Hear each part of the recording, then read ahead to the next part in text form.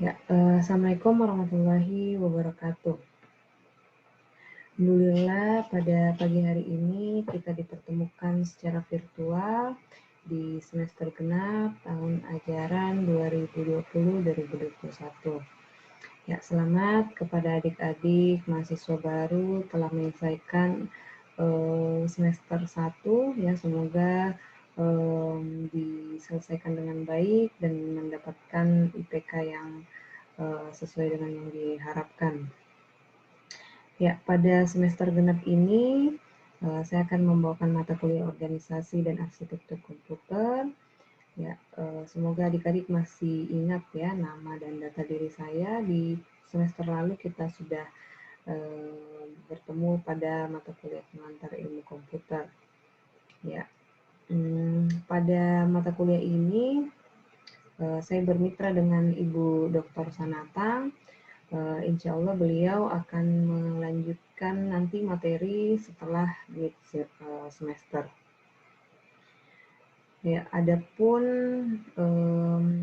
perkuliahan pada mata kuliah ini, insya Allah nanti saya akan mengupload video secara berkala setiap minggunya. Nanti adik-adik akan saya berikan link untuk menyimak video materi saya dan adik-adik membuat rangkuman dari video materi ini. Jadi selagi menyaksikan materi, adik-adik juga menyiapkan catatan yang akan menjadi tugas setiap minggunya untuk mengirimkan rangkuman dari setiap materi yang saya berikan. Ya, adapun pada pertemuan pertama ini kita akan membahas mengenai kontrak kuliah dan pengantar organisasi dan arsitektur komputer. Untuk materi pertemuan ini, silakan adik-adik dapat mendownload di Syam Oke ya, sudah saya upload di situ. Nah, silakan di-download dan masing-masing dibuka di laptopnya masing-masing. Ya, saya share screen dulu ya.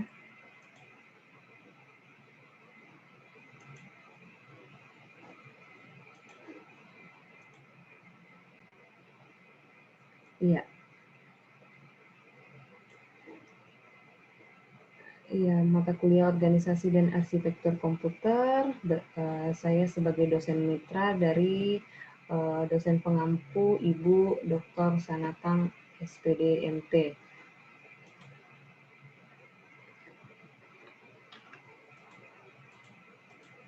Ya, adapun data diri saya, nanti adik-adik juga bisa melihat di file PowerPoint-nya.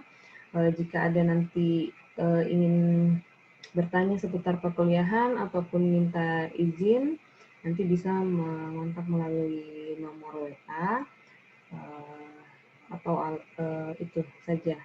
Email mungkin jarang ya. Nah, itu alamat saya di BTN Gawasarana Indah, Riwayat Pendidikan, yang sudah kita bahas pada semester yang lalu. Ya, adapun kontrak kuliah kita pada mata kuliah ini,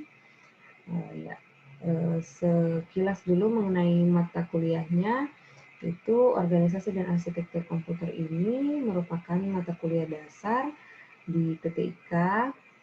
Kemudian nanti tujuannya untuk mata kuliah ini mahasiswa akan memahami konsep dasar, cara kerja komputer, dan nantinya dapat menjelaskan fungsi dari setiap komponen pembentuk komputer. Juga nanti adik-adik akan memahami bagaimana organisasi dan arsitektur dari komponen pembentuk komputer, serta memahami urutan dalam mengeksekusi instruksi atau program yang dijalankan. Ya, untuk metode perkuliahan kita ini adalah ceramah. Saya akan memberi penjelasan mengenai materi, kemudian ada tanya jawab, adapun pertanyaan dari adik-adik nanti bisa dikirimkan melalui grup WA. Kemudian kita berdiskusi, adik-adik juga boleh memberikan jawaban atas pertanyaan dari teman-temannya. Kemudian untuk referensi kita pada mata kuliah ini, Ada buku dari William Stalling, kemudian buku dari Syahrul, dan buku dari Abdurrahman. Ini cover dari bukunya, ada yang Syahrul, ada juga versi PDF-nya. Silahkan dicari. Nah, itu ya untuk referensi. Kemudian untuk penilaian. Oh, ini belum saya edit ya. Ini penilaiannya nanti adik-adik bisa di request presentasi dari setiap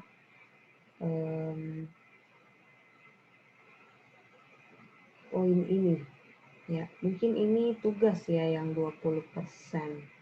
Ya, tunggu saya edit sebentar.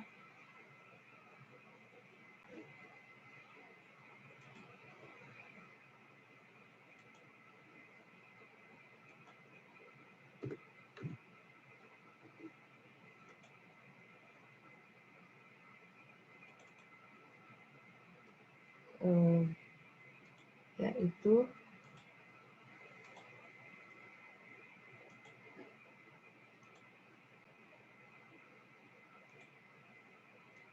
ya, jadi adik-adik jika ingin berkompromi masalah presentasi nilai, ya boleh, silahkan ya. Ini berapa ya? Oh iya, sudah benar tadi ini tugas 30%.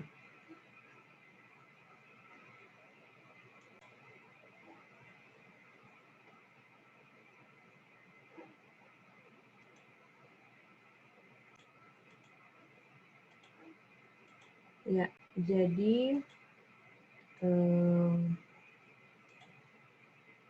di sini keaktifan dalam diskusi dan etika, ya etika dalam perkuliahan, etika dalam berkomunikasi dengan dosen, gitu ada, dan keaktifan misalnya dalam bertanya dan menjawab pertanyaan itu 15%. Kemudian setiap minggu insya Allah saya akan memberikan tugas, nanti bobotnya 30%, dan UTS-nya itu 25%, serta ujian akhir semesternya 30%.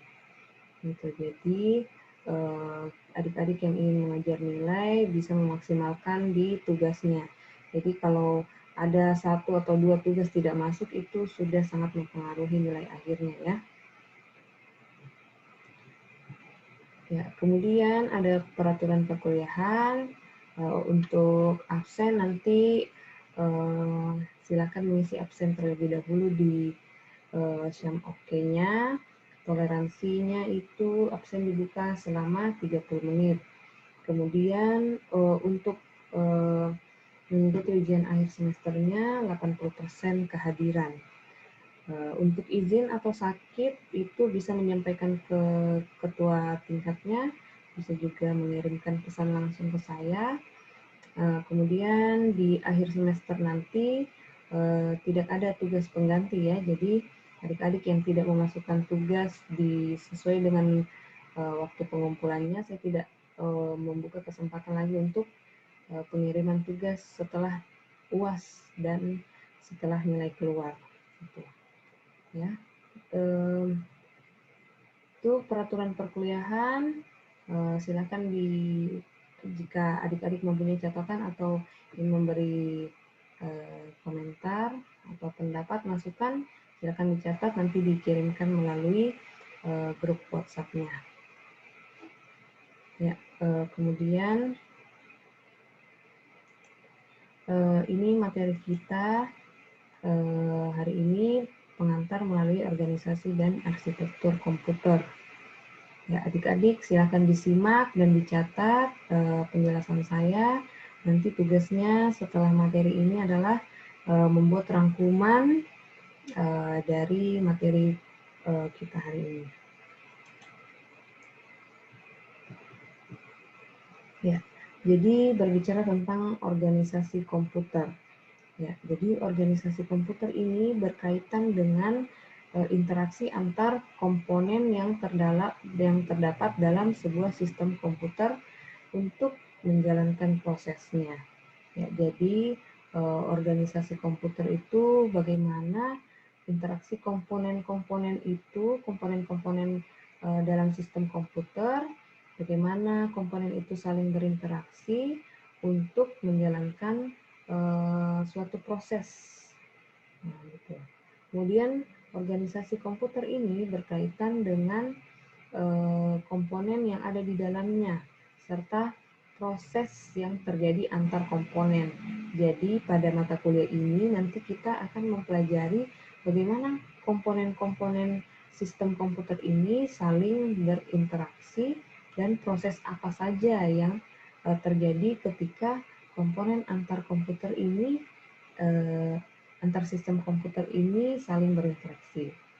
Ya, jadi contohnya dari organisasi komputer itu, misalnya organisasi komputer itu seperti yang adik-adik telah pelajari sebelumnya, misalnya prosesor itu terdiri dari ALU, control unit, register. Nah, komponen tersebut itu disebut dengan organisasinya yang saling berinteraksi untuk menjalankan atau mengolah proses dan mengoperasikan data. Ya, kemudian berbicara mengenai arsitektur komputer ini berkaitan dengan cara pandang programmer terhadap komputer yang berkaitan langsung dengan aspek-aspek pemrograman komputer. Jadi, arsitektur komputer ini berkaitan dengan ciri komputer yang berhubungan dengan programmernya gitu. Jadi kalau misalnya kita mendesain suatu rumah, ya kan ada yang disebut dengan arsitektur dari rumah tersebut. Nah, bagaimana seberapa besar lebar ruangan, seperti itu ya, luas bangunan, itu yang disebut dengan arsitektur.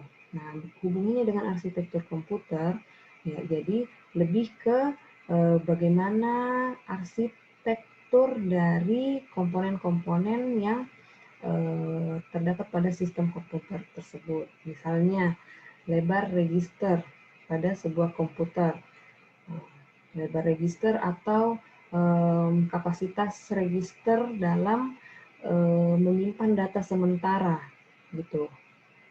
Nah, kemudian bagaimana cara akses memorinya, metode pengalamatannya, lebar bus, ini termasuk dalam arsitektur dari sistem komputer. Ya, jadi tadi perbedaannya, kalau organisasi komputer itu berkaitan dengan interaksi antar komponen sistem komputer untuk menjalankan instruksi atau proses. Ya, jadi bagaimana komponen dari sistem komputer itu saling berinteraksi. Sedangkan arsitektur komputer itu berkaitan dengan ciri dari komputer itu tersebut. Jadi bagaimana ciri komputer ini berkaitan dengan programmernya, bagaimana programmer itu menciptakan arsitektur dari sebuah komputer. Arsitekturnya itu berkaitan dengan apa? Ya, ciri dari komputer, ya baik itu lebar atau kapasitas register, kecepatan akses memori, cara aksesnya, seperti itu ya. Semoga bisa dipahami. Kemudian, ya, adapun struktur dan fungsi komputer ini, struktur itu bagaimana komponen-komponen sistem komputer ini saling berhubungan satu dengan yang lainnya, sedangkan fungsi dari sistem komputer itu masing-masing komponennya merupakan operasi dari masing-masing komponen sebagai bagian dari struktur. Gitu. Jadi masing-masing komponennya itu mempunyai fungsinya masing-masing yang merupakan bagian dari struktur komponen sistem komputer. Ya, adapun fungsi dari komputer itu sendiri, ya, yang pertama yaitu data processing atau pengolahan data. Jadi komputer itu berfungsi untuk mengolah data, baik itu data yang diinput, kemudian masuk ke dalam komputer itu diproses, maupun data yang ditampilkan. Kemudian fungsi selanjutnya itu komputer berfungsi untuk data storage atau penyimpanan data. Gitu. Jadi data yang diolah dapat disimpan ataupun ditampilkan. Ya. Fungsi ketiga yaitu data movement. Ya, jadi komputer berfungsi untuk memindahkan data. Jadi perpindahan data. Jadi semua proses yang terjadi di dalam komputer itu berkaitan dengan pemindahan data. Ya, kemudian yang terakhir fungsi dari komputer adalah fungsi kendali atau kontrol. Jadi semua proses yang terjadi itu semua prosesnya terkontrol oleh masing-masing komponennya. Ada unit yang mengontrol kendali dari masing-masing komponen. Ya, kemudian ini gambaran struktur dan unit fungsional dasar komputer. Ya, jadi ketika ada data yang diinputkan melalui input device, kemudian data tersebut diterima oleh I/O ports, misalnya diinput menggunakan keyboard, ya, kemudian diterima oleh melalui I/O port yang terhubung. Kemudian data tersebut melalui data bus dan dikontrol oleh control bus menuju ke CPU untuk diolah. Jika data itu jika data yang dibutuhkan terdapat di RAM, maka akan dicari di memori RAM ini. Ya, kemudian data yang telah didapatkan diolah kembali atau diproses kembali oleh CPU yang melibatkan ALU, control unit dan register. Ya, setelah diolah, kemudian melalui address bus atau bus alamat dialamatkan kembali, baik itu disimpan di RAM atau ditampilkan melalui output device. Ya.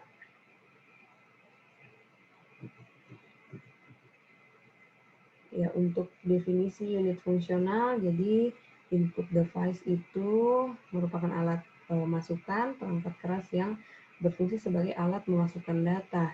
Adik-adik sudah mempelajari di semester yang lalu tentang ilmu komputer seperti keyboard, mic, kamera, itu perangkat-perangkat yang dapat memasukkan data berupa gambar, suara, teks. Kemudian output device adalah perangkat keras yang berfungsi untuk menampilkan keluaran. Jadi menampilkan output dari data-data yang telah diproses. Baik itu misalnya printer untuk menampilkan mencetak data dalam bentuk teks kertas, atau misalnya ditampilkan ke proyektor, atau dikeluarkan melalui misalnya suara melalui speaker.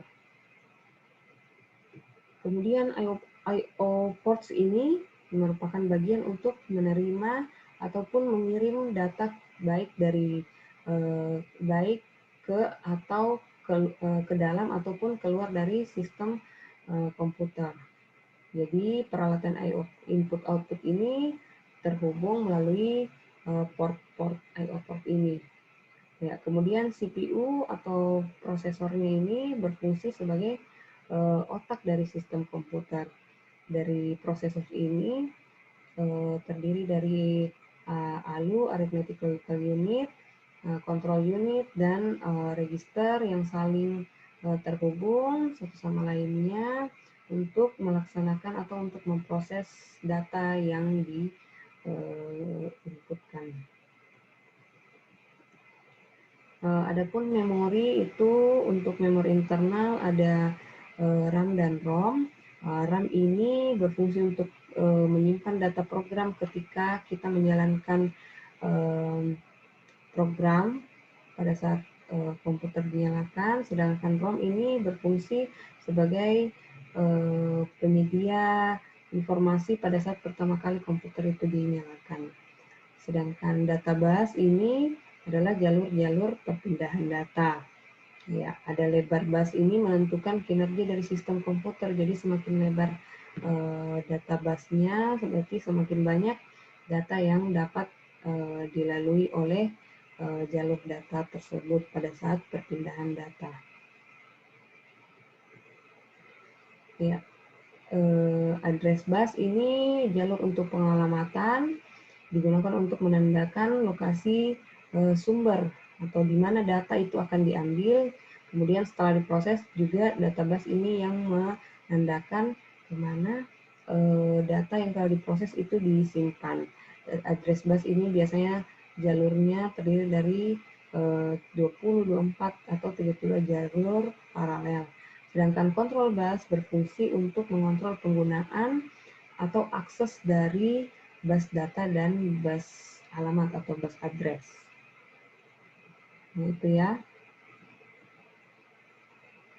Ya, jadi untuk kesimpulannya, komputer ini merupakan perangkat elektronik yang dapat menjalankan fungsinya, dapat menyimpan, memproses, dapat memindahkan dan mengontrol informasi yang diterimanya. Organisasi komputer itu berkaitan dengan interaksi antar komponen komputer untuk menjalankan instruksi ataupun proses-proses yang diberikan kepadanya. Sedangkan arsitektur komputer itu berkaitan dengan atribut-atribut atau ciri dari komputer terkait dengan programmernya. Ya, struktur internal komputer terdiri dari CPU, memori utama, dan I/O port-nya. Kemudian struktur CPU terdiri dari control unit, ALU, register, dan CPU interkoneksinya. Adapun fungsi dasar sistem komputer itu berfungsi sebagai pengolahan data, penyimpanan data, pemindahan data, dan fungsi kontrol.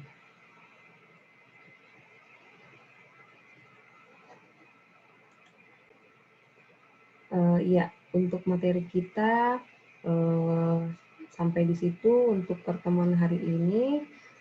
Adik-adik silahkan membuat rangkuman dari materi kita pada pertemuan hari ini dan silahkan mengirimkan pertanyaan di grup WhatsApp-nya ya.